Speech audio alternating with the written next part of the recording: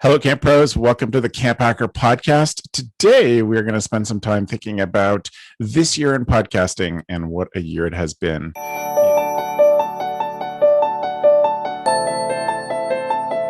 It is our distinct pleasure to bring on a guest who will introduce himself in just a second. My name is Travis Allison. I am a camp marketing and strategy consultant, and I started at the Summer Camp Professionals Group and am co-owner of Go Camp Pro. Hi, everyone. My name is Chris Hudson. I'm the camp director of a little place called Camp Highlight. It's a sleepaway camp for kids who have LGBTQ parents. So great. Yeah. Hi, everybody. My name's Joe Richards, and I'm the executive director of Pierce Williams Summer Camp and Retreat Facility, which is part of the United Church of Canada's summer camp network of 55 camps across Canada. And this is my 17th summer, my second summer in a row of no camp, and we are located in Iona, Ontario, so halfway between Detroit and Toronto. And my name is Matt Honsberger. My pronouns are he, him, and I am an experiential educator in Toronto, Ontario, Canada, and I'm also Go Camp Pro's executive producer of podcasting, newsletter writer, and big fan of the summer camp industry. That's right. We let the big boss on to wrap up the season. Gab sends her regrets. She is actively getting ready to send camp in, and we wanted to sneak in one final episode for the year. It has been a huge year for the CampHacker podcast, and definitely grateful for all of the work that Matt has done to expand the CampHacker network this year. It's been a huge job, and we're super grateful. So we're glad to have you here, Matt. Thanks for having me on. I'm excited. And we're kind of going to hand things over to be honest. You're going to get your HR report after this. It's actually an evaluation episode that we're doing right now. All the things we could do if we actually paid you to do this kind work. So we're mostly going to think about the year, examine the year, etc. And we're kind of going to change up the format in handing things over to Matt for guidance this show. Perfect. Well, thanks, Travis. And thank you both, all three of you, for having me on. And I'm coming to this as, you know, the editor of the podcast, and I work on the Go Camp Pro podcast network. But I'm also pretty much the original fan guy of the CampHacker podcast. And I wanted to kind of frame this episode with all of you from the lens of why volunteer, why do more than your full-time and your part-time and your other jobs, all the things that you do. Why do you squeeze in this podcast? Why do you squeeze in volunteering in the industry? I know that all three of you have done a ton for your respective associations and for other camp directors. So I want to put a bit of a lens on that, because to give you folks and listeners out there a bit of impact on what the Go Camp Pro podcast team does, or specifically the CampHacker team. This year, CampHacker has put out 21 episodes. Each episode averages about 53 minutes in length. And that's not even accounting the fact that Joe, Travis, and Gabs do a second podcast on top of the CampHacker show. But that works out to approximately 17 hours of content, reaching approximately 7,500 people per season.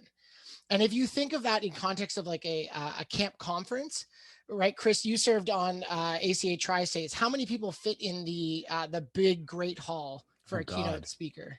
That was a nerve-wracking 3,500 people to speak to, maybe? Right. So double it in a bit is how many people you folks have reached this year. I mean, it's for sure we get the same people listening in every episode, but that many ears are listening to all the stuff that you folks put out for absolute free. We have some ad sponsors who help us keep the wheels turning in terms of the podcast network, which we're really grateful for them.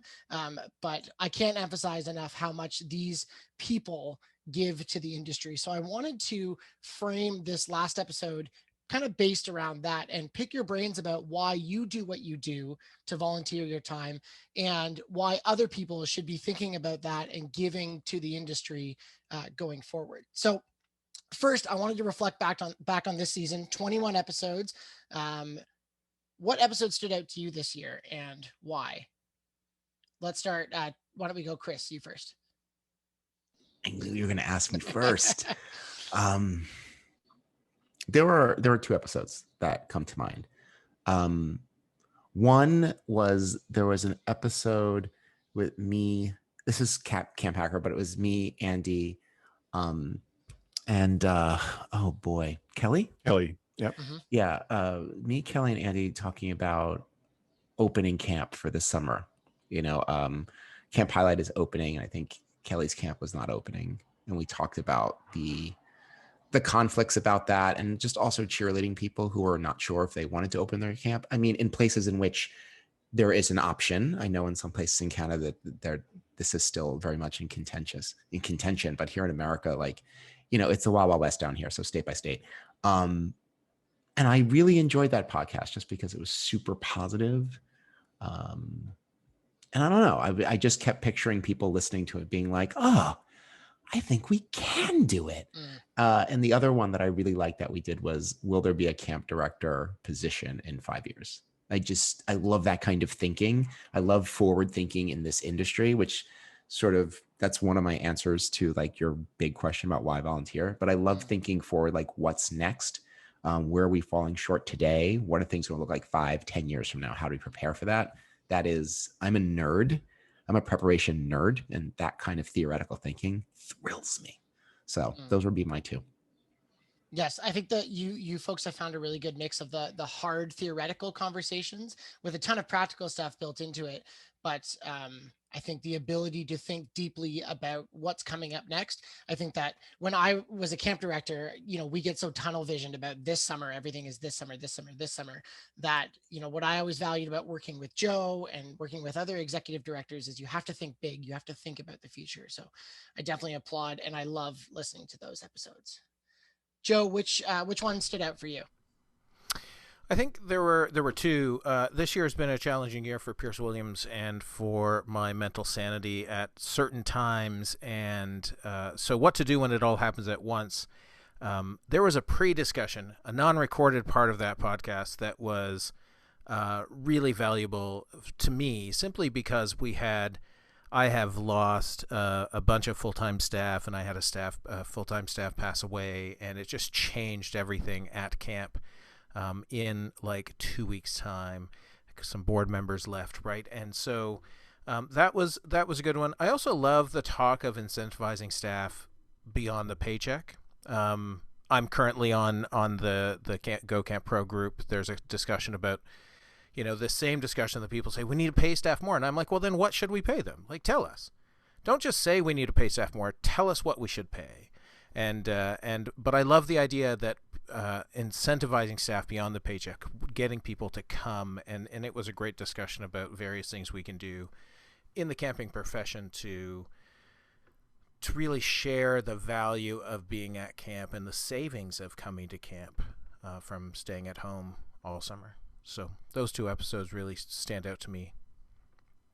Yeah, you folks don't shy away from the harder conversations like paying staff more. That's something that is going to, until we take a big long look at that, things aren't going to change. So it's really good that we can look at both sides of that kind of argument and look at it from a bit of a dynamic perspective.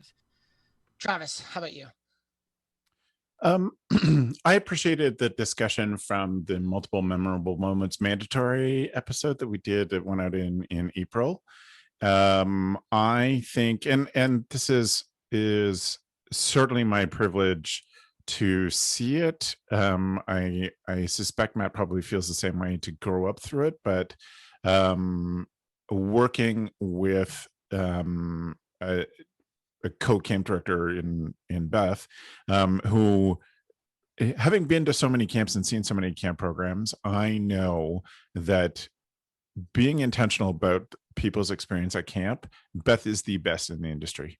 And so getting to learn from her and doing that made me a different thinker about how we put camp on for others, and how the level of intentionality that makes camp great, and the level of intentionality that camp staff can pull off is I think way more than lots of camps believe in their staff. And so that episode to me was really a call to action to say, you can push your staff to do this for the community, for their kids. You can get great things out of them. And here's how you be intentional about that and make sure that that happens. And so that's that to me, I think, is the essence of summer camp in so many ways. Great camps are ones that are incredibly intentional, and that discussion was really focused on that. Yes, absolutely. From a download numbers perspective, because that's something that I pay attention to every so often. The episode that got the highest downloads from this season so far, I mean, they take a little bit to come in, was episode 132, Running Camp with Less. And that was one where the whole crew was there, and we talked about how the summer of 2021, this summer, is not going to be one of abundance. And that was a prediction that we made in October that is definitely true for this summer, right? We are facing one of the biggest staffing issues in the last while of the camp industry, and us being creative about how to run camp in different ways. And I think from all of the podcasts, there was a huge theme of that this was the kick in the pants that we all needed to stop doing things the way that we've always done it. And running camp, Andy talked about this a lot on the Day Camp pod this year, about how camps have just been relying on the latest water toy. Shout out to our sponsor CRS, where you can find the latest water toy. No, but you can get those things year after year, but that doesn't make your program better, right? It's the amount you invest in your staff, and it's the amount that you invest in making your program shine and making those memorable moments and making them mandatory. It's all of those things that's actually going to make your program better. So when you have less, it's not bad. It just makes you think differently. And I think that's part of the reason it resonated with so many people, was because they were also thinking that this summer coming up was going to be one of those. So. And to continue that, is just to put a little bit more on that. I do believe that there are camps that hide behind the money that they can spend for program stuff, and believe that, we spent $150,000 on a new ski boat this year, and we're adding kneeboarding as well as wakeboarding and skiing. I think that there are camps, and I'm not saying that camps that have those things are all hiding behind them. I just think that there are ones, I know, I've been there, to ones that hide behind the things that they can afford to buy that other camps can't. And I think that you can be a camp that has lots of toys and have a wonderful community. I have been to those ones too. Yes. They're amazing to be at. And you could be a camp that can't afford that and run a crappy camp, but you can be that camp that can't afford much and put a lot of heart and intention in things and impact, just change your kids' lives. And it's back to what you just said, though, when we've talked about this already, is intention. Is that I have definitely, I toured dozens of camps, and when you do, there's those camps that have everything, like a gymnastics studio, and the horses are in there on the bars or whatever, like they have like a whole thing. They have skiing and cooking at the same time, and that's wonderful. Those are all things that I could never afford, or that I would never charge for. But you can have all that and be a great program, but it all comes down to intention. And like, if it just depends on, do you want to set up a program where the kids leave going, wow, we had a great time, like, with each other? Or do you want to have a camp that says, wow, we had a great time, like, rappelling out of that helicopter? I mean, that's super cool. And that's a story. But also, I always find, like, it's going to sound wild, right? But rappelling and helicopter rides and gymnastics and horseback riding, you can do lots of places. But at camp, there's only one thing that we do that you can't get anywhere else, and that's really the community aspect of it. So that's like that should be the focus. I think you really need to focus on your culture, no matter what program you have, because your culture will determine if the staff enjoy being at camp, if the staff will give 110%, if the staff will buy into what you're selling. Because I have worked at those camps that have enough money to spend on things, and I've worked at camps that have nothing. But culture is, if you had $100,000 to buy a new ski boat, buy one for $90,000 and spend the other $10,000 on staff culture stuff, better training, better. It's not always about better pay for staff, because I'm never sure. There is no one who can show me that better pay gets better staff. There's no one who can show me that better pay creates better culture. I've never been able to see those two things, because you can have a crappy camp, but paying twice as much doesn't get you twice as good as staff. Because sorry, Joe, you finished your thought. I'll hold mine. Because it's the culture that attracts people, and those people who truly want to be at camp will come to camp if they're able. We need to focus on the portion of the population that is unable to afford to work at camp, and figure out a way to get them and give them that opportunity. Okay, you pulled that out. That was the point I was going to make, is there are lots of people who would be amazing at camp who cannot afford to basically volunteer for pennies a day. And I think camp is, in the world, camp is worse for us not having those people there. What we end up with is people who can't afford to basically volunteer for the summer for some money, but never enough. And that costs, I think that does cost us. The other, like, paying people better does not mean a better culture. I'm with you 100%. But I think that that camps lose out because we don't pay enough for everyone to be able to afford to come. I think kids lose out. So you brought it around to exactly what I was thinking, but yeah.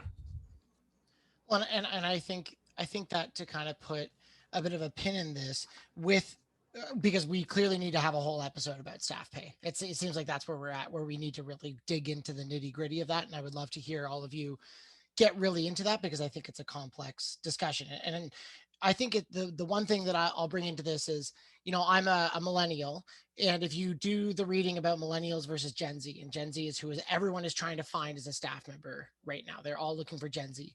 And millennials, when I worked at camp, and this is said with knowing that I had an abundance of privilege, of my parents could back me up and I could afford to work for not so much money in the summertime. But millennials came to camp and worked at camp because they drank the Kool-Aid. They believed in the mission. They believed in the culture. They believed in those things that were bigger than them. And because they knew that, largely we had safety nets. But now Gen Zs and folks with millennials as parents have started to understand that there's a bit more of that. I need to think about myself because I don't have this safety net, and looking at that personal benefit to them. And that's why that episode about incentivizing staff beyond the paycheck, you folks did a really great job in reflection of talking about not just that this is the culture that you're being a part of, and this is all the, drinking the Kool-Aid stuff. It was very much that this will help your resume. This will help you get further in life. We have to remember that it's not the generation of staff members that we hired 10 years ago. It's a brand new crop of people that we're looking for. So I don't want to take too much away from that discussion because I want Gabs in on it too. So we'll put a pin in that for next season. I wanted to get back to Chris. You were talking mostly, you started to get into the big idea of volunteering, and you mentioned being a visitor. You went to a lot of different camps. And I know that being an association visitor, an accreditation visitor, is one way that people have gotten involved in the industry, and one way that I know that several of you have. But I'm wondering if maybe you could give me the Coles notes of the different ways that you volunteered, and maybe pick 5 of them that you volunteered, and just, you can list those off the top of your head, and maybe reflect on one of those of why it was particularly impactful to you. So whether it was podcast hosting, whether it was volunteering for conferences, being a standards visitor, anything like that, give me a couple of them, and then maybe one of them that was particularly impactful for you as a volunteer. Let's go reverse around the table. Travis, you first. So things that I've done to volunteer, certainly, I suppose, kind of not volunteering. I'm one of the ones who's kind of not volunteering for this, although I don't really, Go Camp Pro doesn't make any money off podcasts yet. But so that's one of them. I've been involved in planning committees for the Ontario Camp Association Conference, the Ontario Camp Leadership Workshop. I was on the board of a camp for trans kids in San Francisco. I've been on the board of other nonprofit organizations involved in camp all over. So, I mean, once it stood out, stuff like the Ontario Camp Leadership Workshop that Joe and Gab and I, really how we met, was volunteering that together. I think we'd all known each other, but that's how we really got to know each other. I think that was an amazing experience that I wish would work these days. We were also part of the committee that put that to bed because we couldn't get it to work. And Joe has kept the remnants of that going with putting on Think Camp. But that was just an amazing kind of informal experience because it was a bunch of people from a bunch of different camps meeting at camp. It wasn't in a hotel. You got to see different views of camps from the inside, and you got to spend nice relaxed time with people who were in the business together. I think that's and I suspect this is actually a year to do this, which is why I'm excited to have more conversations with Joe about Think Camp, because I think there will be people who feel more like, yeah, I just need to get to a camp and hang out and see how things work differently and be inspired by the conversations, because there aren't a lot of conferences that way. It's been nice to be involved. And I suppose one of my biggest current volunteer things is often volunteering to speak at different conferences, and I love to go to the conferences that are held at camps. The Y camps do a number of them that are held at their Y properties. It's just so fun to be at a conference at a camp, and that's been a great privilege to be asked to speak at those things, and really great for me. So that's one of the things I think about. Why I volunteer probably is part of the background to that question.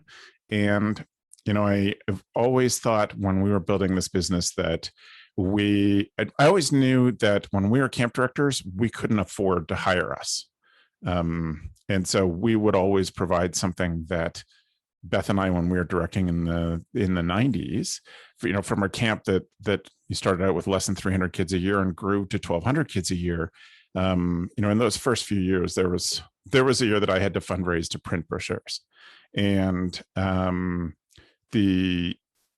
so I've always wanted there to be something for me. Whoever's doing my job, that same thing that I was doing, I wanted to be something that Go Camp Pro put out that was affordable to them. So I think we do tons of that, and I'm proud of the work that we do, and that is run by a lot of volunteers. There's a lot of volunteers that moderate summer camp professionals. There's a lot of volunteers who are podcast guest hosts for our organization, and I think that is definitely work that I'm proud of, and it's essential to me that we continue to provide stuff at all price ranges to serve all camps. For sure. Thank you. Joe, how about you? Well, I wrote down a quick list after you asked the question, and Think Camp is on that list. And the idea, OCLW was something that I first went to many years ago, and Think Camp as a remnant of that. And Think Camp made me think of our good friend Mark Cooper, who passed recently. And yeah, I've been actively thinking about bringing it this year, especially making sure it happens in November. The question, is it only vaccinated people who can come to it? All of those things. But Think Camp is one. I volunteered with the OCA, being a board member in the past, and a seniors visitor for might be 20 years at this point. I volunteered for 10 years directly on the Buckeye Leadership Workshop Committee, which isn't directly camping, but is camp adjacent and is the closest thing to OCLW, the Ontario Camp Leadership Workshop, that I have found of being at camp. Presenter at numerous conferences, from ACA conferences to OCA conferences to, keynoting and all of those things, podcast hosting for 10 plus years now, which seems like the weirdest thing to say.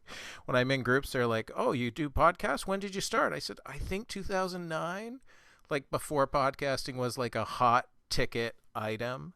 The thing that takes up most of my time right now, volunteer-wise, is the Outdoor Ministries Institute, which is this network for United Church of Canada camps across Canada, which is housed out of Pierce Williams. The reason I volunteer is it's because I just thought this is what you were supposed to do. Like, I thought that this is the way that it worked. I have a distinct memory of getting into camping in the late 90s, and the best connections I made were with the Human Resources Committee of the Ontario Camps Association. And Patty Tom, a shout out to Patty Tom at Tanamacoon, who really connected me. And when I got fired from my first full-time job 9 months in, not fired, just let go, not rehired, because I didn't get along with children, which is understandable because I'm a bully. Patty Tom got me a full-time, right? To be clear, Joe is quoting from his report. He's not admitting that he's a bully. Everyone was laughing and we were all on mute. And I was like, whoa, that Joe just... It was really a bully to the staff because I made staff do things. And I was like, but that's my job as an assistant director. To make them work? Yeah. To make them actually do stuff. But like that connection, I just thought this is what everyone did. I didn't think... It's like being a camp director. And Matt, you would know since you worked here, right? Like when Brother Bill showed up on site, Brother Bill's a retired camp director who moved on site here at Pierce Williams. And he's also, we joke around because he did not hire me two times in his camp career for like a full-time gig. And I would do things, and I came to the realization, Brother Bill and I, in talking, that I just assumed that all camp directors did what I do on site, like for my own camp. And Bill was like, no. Like, and it's more the skills and the sort of, Travis would know this, the farm boy mentality of just doing everything and having the ability to sort of do everything. And I just thought this is what everybody did. And I really don't place a lot of,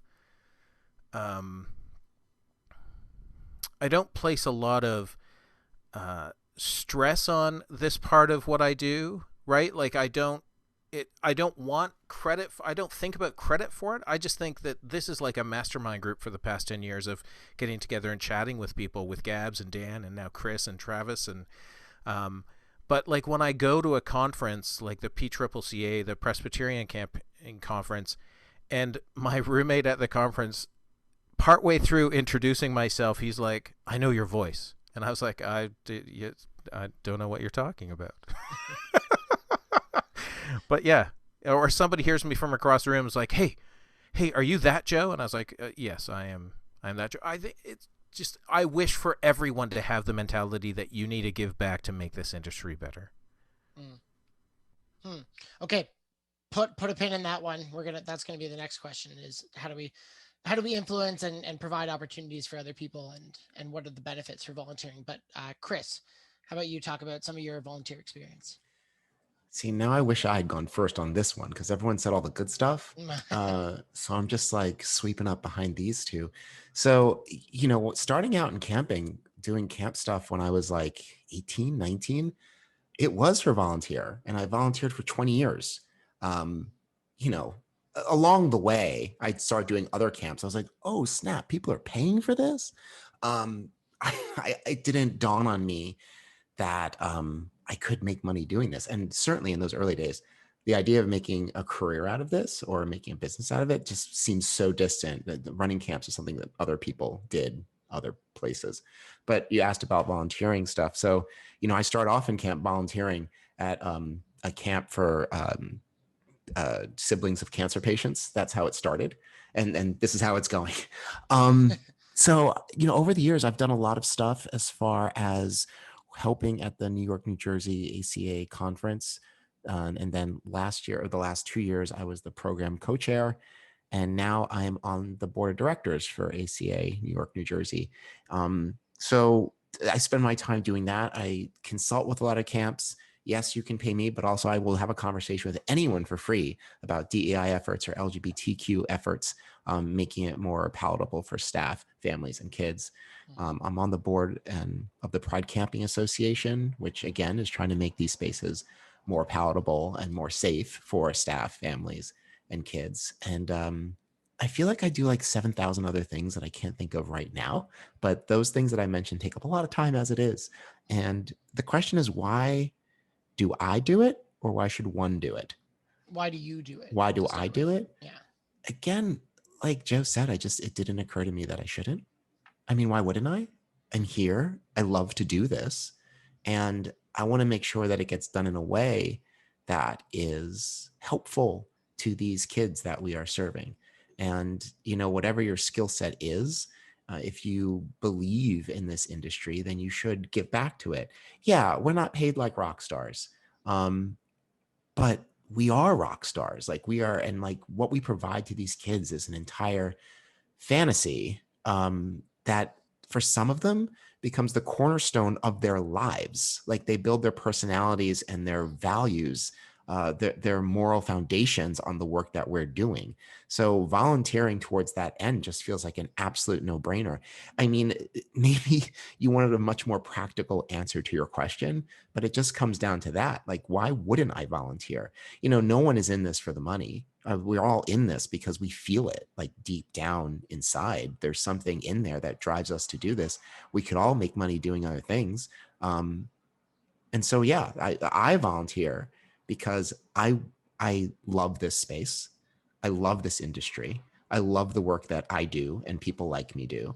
And I'm aware that if I was going to charge everyone for my expertise and advice, like was said earlier, no one could afford me at this point doing this for 25 years. So, I mean, what choice do I have if I want to see this industry expand, if I want to see the next generation of people who are inspired? Like, I have to be out there doing the thing and helping people and pulling people up and holding the door open for people behind me, et cetera, et cetera. So that's why I do it. It's quite simply, and maybe a bit trite, it's quite simply the right thing to do. That wasn't just sweeping up. That was great, Chris. Thank you. Thank you. And I think you're talking about two things. You're talking about, again, why shouldn't I? But then you also said why should you? And that incredible need to lead by example. Travis, your I am always teaching mentality. I think as for the three of you as seasoned camp directors, I think that does seem obvious, but I wonder about how we can steer this conversation. I think we've addressed a set of listeners of fellow seasoned camp directors who may or may not volunteer. And I think that we've talked about the importance of it for us, and maybe we've kicked some people in the pants who should be volunteering that aren't volunteering. I think we've checked the box there. But I wonder about people whose natural tendencies aren't of that. Of course I should volunteer, because I think there are people out there, and for whatever reason, I don't think it is right to judge people that aren't volunteering, but I do think that the more people that do volunteer, the better our industry gets. I think that is true. So how do we talk to or provide opportunities for those people who might not know that there's a way to volunteer? How do we, as people in our positions of leadership, or maybe what would you say to somebody who hasn't started volunteering and maybe they're a younger staff member, or what can directors do to put the spark of volunteerism in their staff teams this year?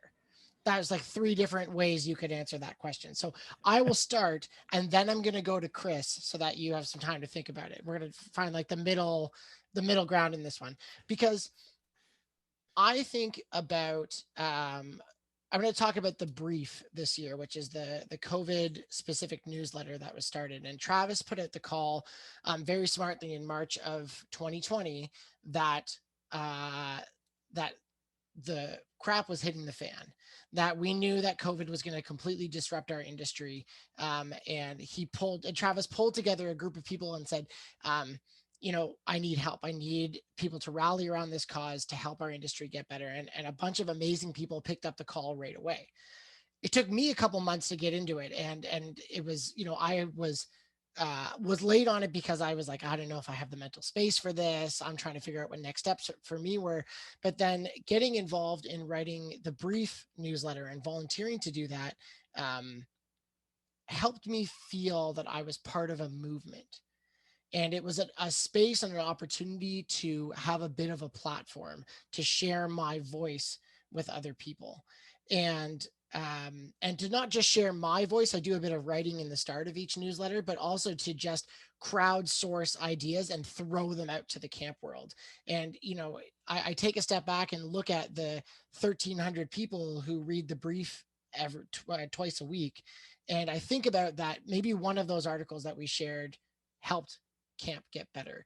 And I don't know if I would have thought of sharing and collaborating that way when I was 16, 17, 18. as a young staff member. I don't think that I understood that I could have a platform.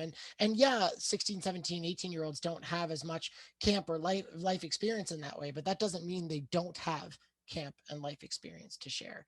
So I hope that people out there feel empowered to provide spaces for people to collaborate, like Think Camp, like the Ontario Leadership Workshop did, like the Buckeye Leadership Workshop does, where they invite people who are young to share their talents. And I hope that we as an industry can keep providing those spaces, that it's not just the amazing Travis Allison, Chris Hudson, Joe Richards, Scott Arizala. I hope that we don't just monolith ourselves around those people. I hope that we provide opportunities, and that when somebody who finally feels empowered, whether they listen to this or they've just felt it year after year, if they say, I want to do something, that there is a platform and a space for them to immediately do that. So that's my thought on how we get people to volunteer. And I'll put my money where my mouth is. And if anyone wants to contribute to the brief, to the newsletter, to the Go Camp Pro staff, there's a space for you here in the network. Podcasting, come to First Class Counselors. We have a lot of young staff that come on as guest hosts for that. And because I think we need to provide as many opportunities as possible for younger folks in the industry to step up and have their voice heard. Chris. Wow, that was awesome. That was really great. Congratulations. What can we do? I'm going to follow up on something that you said, right? As far as, I think there is an idea of, there's like people in the camp world who just always make things happen,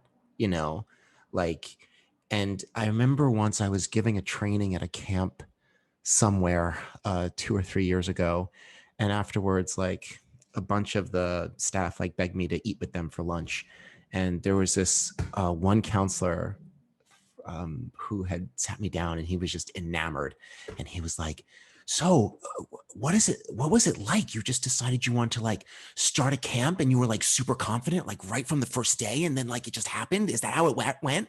And I was like, no, I had no idea what I was doing. I cried constantly. It was really hard. Listen, despite what you're thinking, listener, despite what press that people write about me, I'm not particularly special. I don't have superpowers. I just believe that what I'm doing is important. That's all it takes. And I've noticed this with my own staff. Empowering them means I have to step all the way back, because once Chris Hudson's involved, if Chris Hudson walks in the room, things are going to happen, which means I don't have to try that hard, or I don't have to put the effort in, or I had an idea, but I'm sure Chris has a better idea. I think as camp directors, I think it's really important to instill in your staff, hey, there's no secret sauce. This gets made because we crack a bunch of eggs and try different flavors and just see what happens. Why don't you try it? Just try it, see what happens. And, I think that is really, and I think we talked shades of this in a previous episode, but I think that's really one of the important parts about being a camp director is one, we're steering a ship, but also to stick on that ship metaphor, but also it's really reviewing maintenance of that ship with people and preparing them for the time when maybe you don't want to be captain anymore, because that's the way these things go, isn't it? Right? So really inspiring people to want to keep that ship going. It's not any one person's job. And I say this from my own personal experience. That's the lesson that I've learned over the past 3 years, is that if I'm ever present, if I'm always the first one to talk, if I'm always the first one to give the agenda, everyone feels really comfortable with that. And that's not where I want you to be. I want you to look at this and be like, oh, I could do this too. I tell people all the time, how did you start a camp? I just did it. I woke up one day and I did it. There was no magic involved. I'm not a mutant. I don't have superpowers. I'm just a regular guy who believes in something. That's it. I think that's so important. Sorry, Travis, you had a thought. Well, I do. I think it is important that we show people that they can volunteer. One of the things that I have mixed feelings about with the people who podcast for Go Camp Pro. that they are people who stand out at their camps. There are people who have confidence, who've done things, people who have either Matt's a great example. Oliver's a great example. People who just said, "Hey, it'd be great if Go Camp Pro did this thing," and then I said, "Yeah, it'd be great if you did that thing for Go Camp Pro." But there are people who have the confidence to volunteer. I think we have to teach people that volunteering is possible, and we have to, like camp we do for kids, we have to provide a place where it's safe for them to get involved within the safety of the community. A friend of ours who was on the Ontario Camp Leadership Workshop team when I joined it, Rudy Massimo, he used to talk about how something as simple as running a meeting. So Chris, you reminded me of this. Something as simple as running a meeting is a great place to get people to practice being in charge of something. And if somebody, and Rudy had this philosophy that if you are a participant, if you have something to say at a meeting, you have no business running that meeting. You're a participant. You need someone to facilitate. And that's an easy enough. I mean, one of those things easy for me to say in my male privilege. I would have at 17 said, sure, I could run a meeting. While my camp director is talking and be saying, okay, we set a time for this and try to, but not everybody would have that same experience that I did, getting to do things because I was a volunteer from a young child. One of the biggest events that shapes my life that I think about all the time is when I was 6 years old, there was a major tornado that went through our county, and it just missed our farm by 1/4 of a mile and destroyed several of our neighbors' farms. And I remember my mom waking me up at night when it happened in 1977, so I was 6. My mom waking me up at 11 o'clock, the news is on. She said, "There's been a tornado. Do you want to come watch the news?" And I was too tired. But by 6 in the morning, everybody from our whole neighborhood had been out, done chores, looked after all their own livestock. And by 6 in the morning, our whole neighborhood was out cleaning up all of our neighbors. And, the kids played and we took drinks to people who were tearing stuff down. And we watched all these families come together and we all ate meals together. Like, that's such a foundational experience to my childhood that again, I just thought that that's what other people had. But it made me realize that I had this privilege to see volunteerism and community in action that others haven't had. I've had that in that big way, and I've had it in lots of small ways through growing up at church, growing up at a camp that was very passionate about justice. And we need to provide those things to people. We need to give them the safety net to try those roles. And we need to be willing to let them make mistakes and tell them that it's okay to make mistakes. Famous great line of Dr. G's. You're going to say, when you make a mistake, this is how we'll deal with it, not if you make a mistake, because we need to acknowledge that everyone's going to. And so I think that there is it's on us to set up some of those conversations and those opportunities for people to begin to see how volunteering can make their communities better. But that is always reflected tenfold on the person who does the volunteering. I think you usually get 10 times the benefit of the effort you put into it, and helping other people benefit. But I think you always learn so much from being a volunteer. It's important to me. And what better metaphor is there for what the next 3 years in our industry is going to look like than cleaning up after a tornado, right? There are lots of opportunities for us to clean up from this year. And there are lots of opportunities to do better the things that we have not been doing before, welcoming more campers of color, making sure that we are living up to the values of being a truly inclusive community, and all of the economic and aspects that have come from this last year of existence in the industry. So how do we show people that how do we put people in part of that cleanup effort as a means of volunteering? I think it's interesting. Joe, how about you? I think that to get you need to give people the opportunity to volunteer, and you need to create that space. And it's something that my board and I have talked about, a youth board role, and I've thought about that in other aspects. But it's also in really clearly defining why. The reality is that I want you to volunteer because you have had the privilege of this experience. And think about the young you who what would you want them to know? How would you help them along, right? And create that experience. I think there's a lot of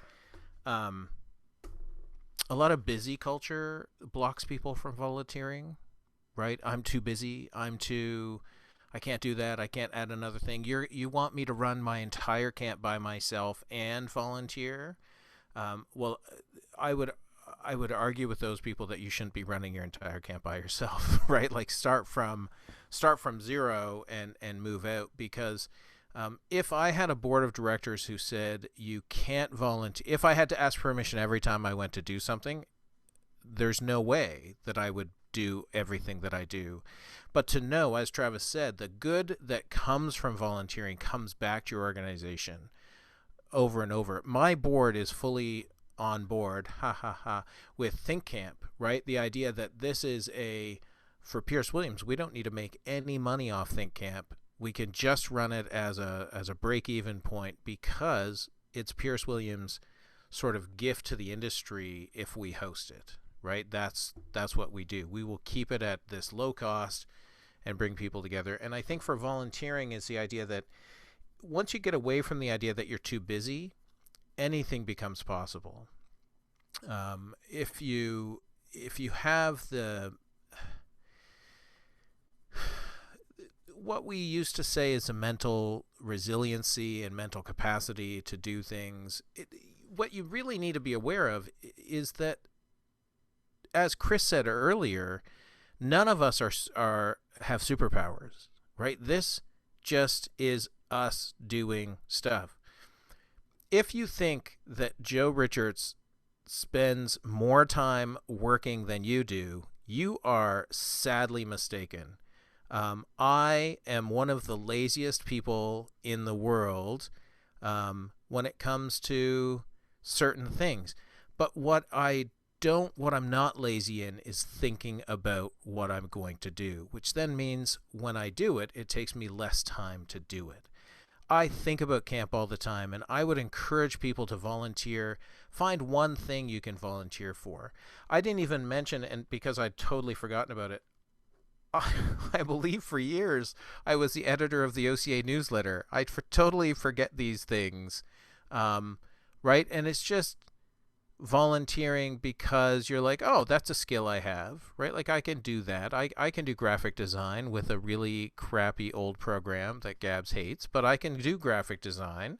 And I think that it's giving people the chance to volunteer. And I think what this pandemic has really shown us is the idea that you don't have to be in the location to do the work. And this summer is really unique for Pierce Williams because we're not running camp, but I'm hiring staff, and the way the grant program works, so it's a government grant here in Canada, I'm going to have them create a new website and them create the marketing materials and them create a new pay scale to talk about with me, right? So I'm going to have youth who are paid at this point, but also how to create volunteer space for our campers, for our staff members, right, to get them more involved in camp. Because now it's a time to experiment, because the tornado has come through and is still hitting some people. And the reality is, who doesn't love to play in the rain and jump in puddles and do all of those things? And that's what this has given us at Pierce Williams in some camps. If you look at it that way, that you're able to play with ideas ever so briefly, right? I hope to God this never happens again in the camping industry, that there's 2 summers off. But like, the reality is, this is the one summer where we can do this work and play with these ideas and figure out how to get young millennials, young Gen Z people volunteering. On a side note about Gen Z and millennials, I want to bring Gen X into the conversation, because I wonder what it is about Gen X parents that are many of the parents of the millennials that has them not going to camps to work. Research needs to be done. Let's get on this, people. put the call out. I like that we have talked about metaphors of boats and tornadoes in this. We should do an entire metaphor episode, and I insist that I be on it because I love it. The one thing, Joe, that I just want to highlight that we only kind of talked about in your point there was helping staff recognize their gifts and their talents, and then saying, and one of my favorite speakers that we ever had in my time at Pierce Williams, he said that our job as camp staff, and I think this is true for camp leaders, is that we need to like reach inside people and grab the things that are the coolest about them and hold it up to a mirror in their face and say, hey, this is why you're awesome. Because if we do that and we help them recognize the gifts that they might not think are anything past ordinary, then that gives them the tools to figure out how they can volunteer. So thank you for mentioning that, Joe. Any final thoughts? Volunteering, about the podcast season, life advice. I'll open the floor for anything goes before tool of the week, our last tool of the week of this season of the podcast. And I'll just open the floor. Somebody jump in and say something smart, please. Something smart. Yeah. There, done. I just want to leave people with the idea. I just really want to double down on what I said earlier, is that we're not special. You're listening to us. Maybe you listen to us all the time. And we're just some people who want to put on a podcast about something we care very deeply about. This could be you, maybe not on CampHacker, but this could be you too. Like, you could put something out in the world that will help somebody else to find their way or make a decision or, guide them. I can't stress this enough, that you are enough and that you can do it. You absolutely can do it. If I fully relate to what Joe said about him being the laziest person, I tell everyone all the time, oh my God, I am so lazy. They're like, you have 3 jobs, you volunteer for 5 things. I'm like, yeah, but I don't do more work than you do. I just make it look good. Like I can do all of that. But like, there's this idea that people are out there working 18 hours a day to pull all this stuff off. And no, like, you're enough. You could do it right now. What drives me, what I'm sure drives the other people on this call, is the fire to do it. That's all you need. The skill will come later. You'll figure it out later. Trust me. I think that when I think about CampHacker as a podcast, and I think about the history that I have with the people I meet with, and the people who listen, it's this idea in fundraising. We use a phrase called talk to one, right? So when you're writing anything, it's about giving it to one person.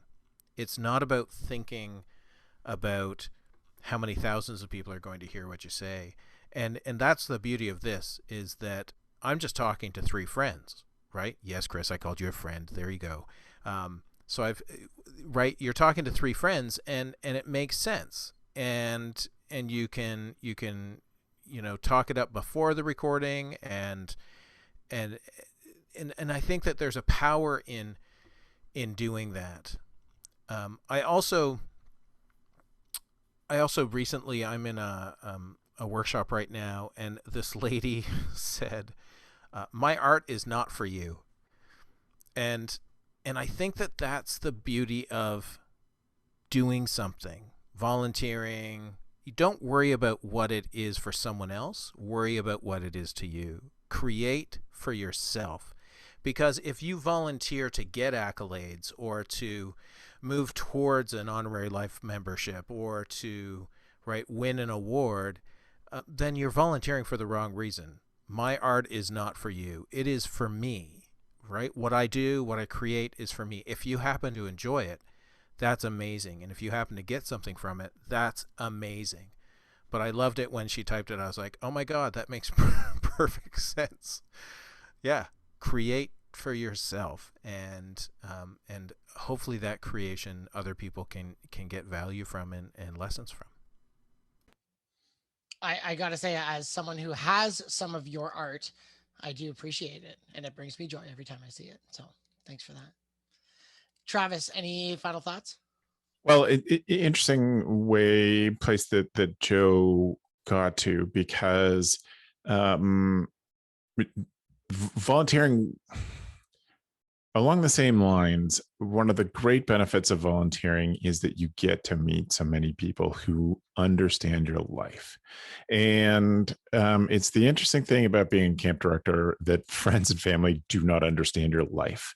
If you're an accountant, people may not understand what it's like to live through tax season, but they kind of understand what your job is. And it's been one of the great benefits of volunteering is getting to know people who become resources and friends, and whose weddings you get to go to, and all of those things, because you are working together with a bunch of people who love camp and think camp is essential. And it's one of the great joys of my life to getting to spend time with camp people. And that circle is not limited to the people that worked at camp with me or for me, because I have been involved as a volunteer and got to know so many people. Thank you. Okay, and since I'm steering the reins, I'm pretty sure I've heard what happens at this time in the episode, and now it's time for the tool of the week. Thank you, Matt, for leading us through that. Joe mentioned this quickly. We haven't talked about this, and it's going to be weird timing when this episode comes out. But many of you will know Mark Cooper, who was a frequent guest on the show, who lost his life to his mental illness this spring, and was a great friend to many of us. And so I want to acknowledge Mark's passing and say how much we'll miss him, and how much we're thinking of his camp family as well as his family. And thank Mark for all of his wonderful contributions. He's also a very giving volunteer. And so we're grateful of had a chance to get to spend time with Mark.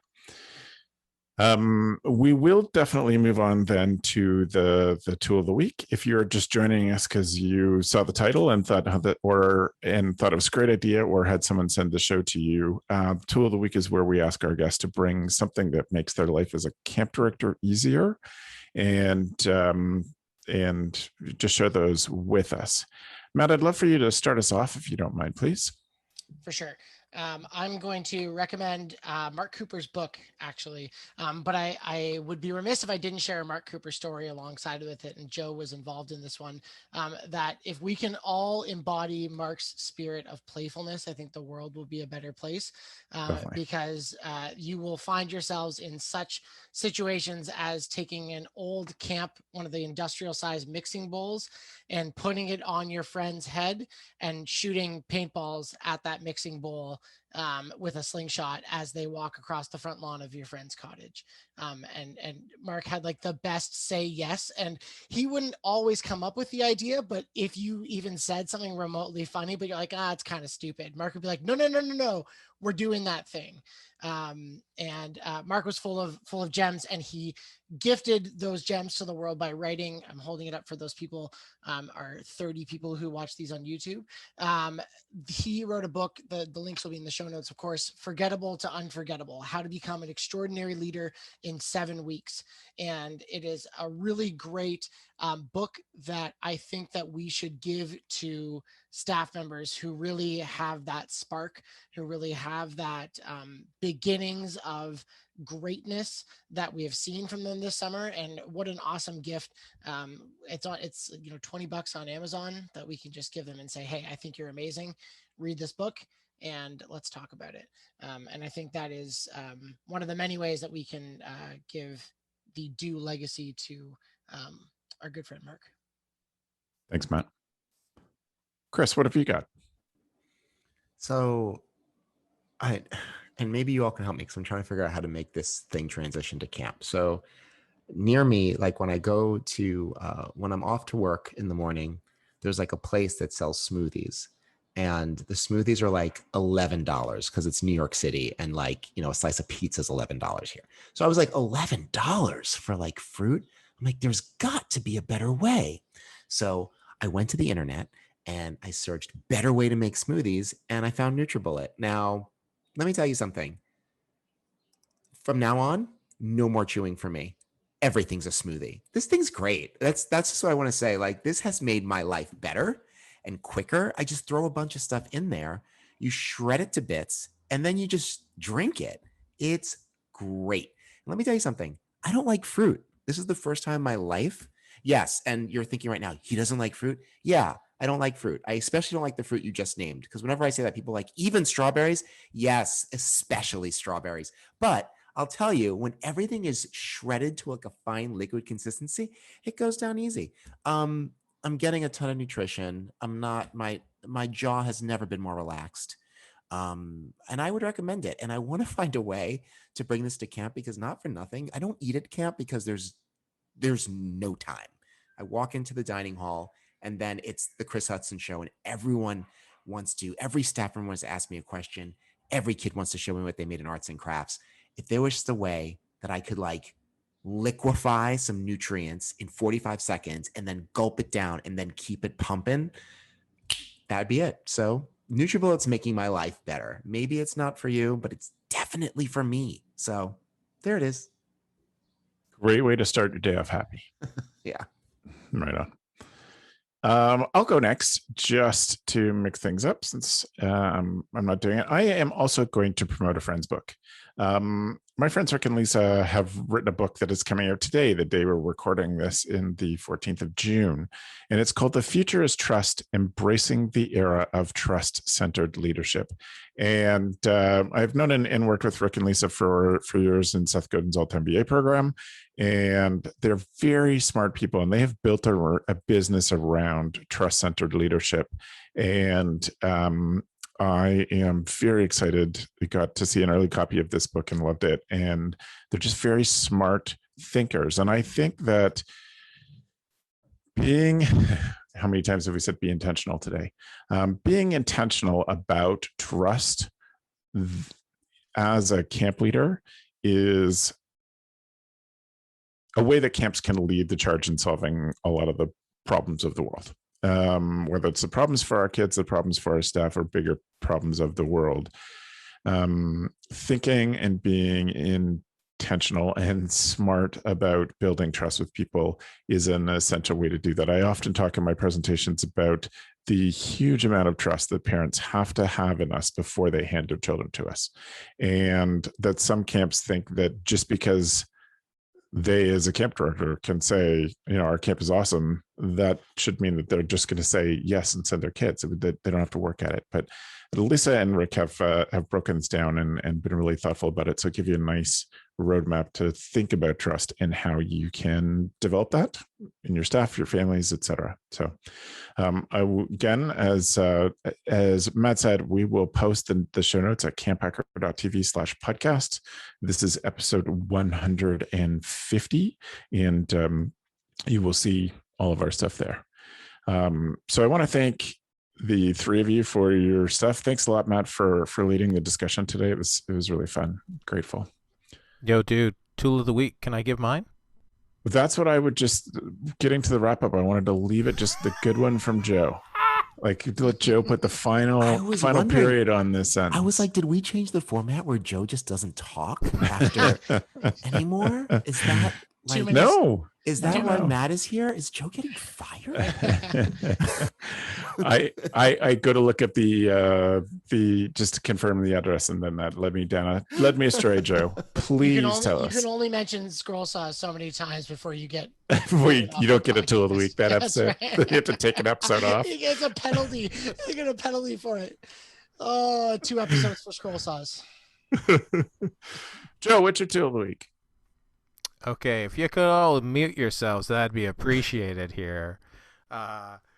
So my tool of the week is it came to me as a book. It's actually 3 books. So there's another podcast. If you listen to this and you like things, especially this segment of Tool of the Week, you should subscribe to Cool Tools, the podcast, because they have creators on and they give their 4 best tools. And that led to a book called 4 Favorite Tools, Fantastic Tools by 150 Notable Creators. And it's like a magazine of, it's like on the airplane, the old Sky Mall magazines, if you're old enough to remember those, where you could scroll through and you'd be like, oh, I needed a digital inclinometer or a Nito tape, right? Like, these are the things, and it's a great you can read. I can flip it open and read it time and time again. This one just arrived yesterday, 2 days ago, and then they also have one called Recommendo. So they have a newsletter that you can sign up for, and it's great things. So Recommendo. But Cool Tools, I will give this credit to Travis. I think many years ago he first got me onto Cool Tools by Kevin Kelly, the website. This would be in the early 2000s at some point. But the original Cool Tools book is the third one in that series. These are all in the show notes, and it is huge. I don't even know how much this sells for on Amazon right now, but it is worth, if you like looking through strange things and spending a lot of money, or potential money in your head, because it tells you like where to go buy stuff as well. And it's just, especially when you have time to just look and think about how these things help camp. I can't tell you how many of them we have around camp, because it solves a problem. You didn't know you had this easy solution to problems, and it's brilliant. So that is it. My books. That is an excellent end to the season, Joe. Thank you very much. I want to thank the three of you for being on the show, and I'll ask you in just a second how people can follow up with you. But I want to say that we miss having Gab here, and wish her a great summer at Waro. And for all of you listening, I hope that it is a safe and great summer for you and for your camp. And we're grateful to have you as listeners of the CampHacker podcast. Joe, if people want to follow up with you, how can they get in touch? If people want to follow up with me, they can certainly email me at joe@campisbetter.com. And once again, Chris, I will tell them they can give me a call, 519-636-4285. Nobody has ever called. No one's still taking you up on it. It's volunteer to call Joe and brilliant. Ask a question. Yeah, my birthday is July 3rd, if you want that to be the day you call. I'm not even sure this is going to be out by then, but, life goes on. Did you want my social insurance number as well? Any more identifying information you'd like to? Oh, for sure. What are you doing? My middle name is Pauline. No, all right, okay. No. I'm protecting you. Chris, how can people get in touch? Oh my God. Oh, you can find me on Instagram at PlanetChris1. You can look up the amazing Camp Highlight at www.camphighlight.com. You can email me at chris@camphighlight.com. And you can call me by going to Camp Highlight's website and calling the number there, and I'll hear about it. Thanks. Thank you, Chris, for so many great insights this show and the season. We're grateful to have you on. And Matt. I don't listen to every episode of CampHacker when I edit, but I do listen to every last 5 minutes, because there's always some kind of shenanigans with either Joe's tool or him giving out his phone number to everyone on the internet. So if people want to get a hold of me, you can email me at matt@gocamp.pro, matt@gocamp.pro. And I want to thank all of you for all that you do for the 7,000 people that you have impacted this year. If folks like what we do with the Go Camp Pro podcast, you can check out the Go Camp Pro podcast network at gocamp.pro/podcast. And you can find a podcast for camp directors of every age and stage. Indeed. Thanks, Matt, for being on. Thank you. Have a great year, everybody. And thanks for the evening, friends.